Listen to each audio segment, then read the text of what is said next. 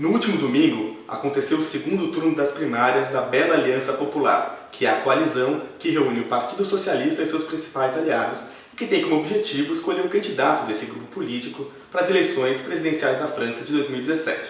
O resultado não deixa a menor dúvida. Esse é o ano dos azarões.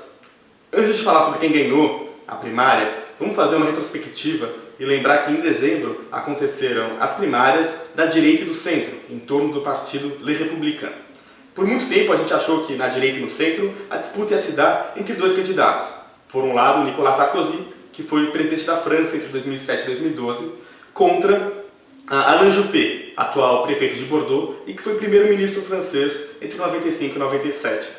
A surpresa foi que o terceiro candidato, François Fillon, conseguiu atrair um pedaço importante dos eleitores conservadores e venceu esse processo, inclusive eliminando Sarkozy já no primeiro turno. François Fillon foi primeiro-ministro do próprio Sarkozy, mas agora apresentou uma candidatura baseada num discurso sobre a honestidade, sobre a ética, contra a corrupção, e que tentava articular dois elementos. Por um lado, uma postura bastante católica, conservadora nos costumes. Então, ele é contra o aborto, ele foi contra o casamento gay, ele afirma que é necessário uma luta incessante contra o que ele chama de totalitarismo islâmico. E soma-se a isso uma postura bastante liberal na economia. Inclusive, alguns jornalões aqui na França compararam ele a Margaret Thatcher. Diziam que ele era a Margaret Thatcher francesa. E no Partido Socialista? Bem, lá o processo foi muito mais turbulento.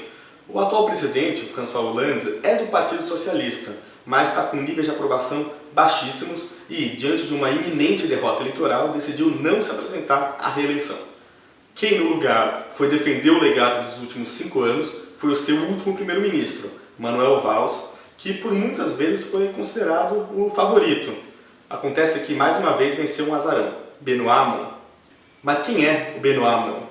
Aos 49 anos, ele é militante socialista desde a juventude e foi ministro da Educação do François Hollande por alguns meses, até abandonar o governo, acusando o mesmo de se deixar levar por derivas liberais. Ele, em outras palavras, representa a ala esquerda do Partido Socialista, a sua principal bandeira é a renda básica de cidadania e a sua vitória representa uma rejeição pelos eleitores socialistas do modelo social-liberal defendido por Hollande e Valls. De toda forma, a vida do Benoît Hamon não vai ser fácil daqui para frente, porque muitos deputados e alguns eleitores que votaram e que defendiam a candidatura do Manuel Valls já avisaram que não vão entrar na campanha do Benoît Hamon.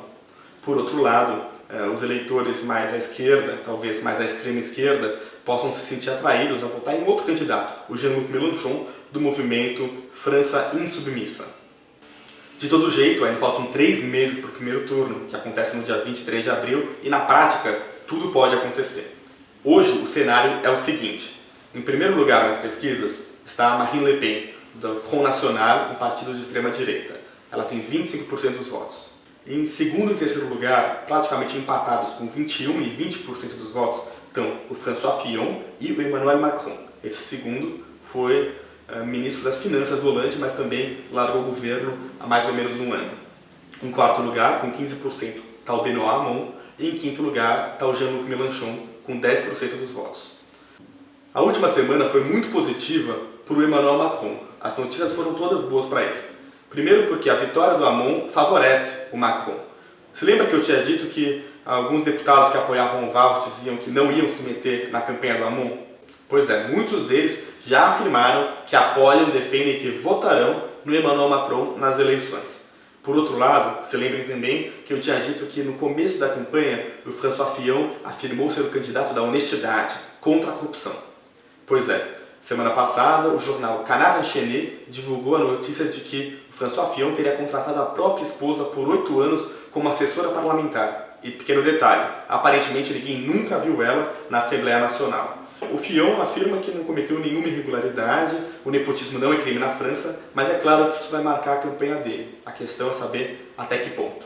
Considerando que os candidatos estão bastante próximos nas pesquisas, tudo pode acontecer. O Benoît Hamon, por exemplo, afirmou ontem que quer construir uma candidatura unitária com todos os partidos da esquerda, então chamar o Jean-Luc Mélenchon, chamar os ecologistas. Somando votos de todos eles, eles chegam a 27%. Todo mundo tem chance de chegar no segundo turno. Os próximos 3 meses vão ser animados.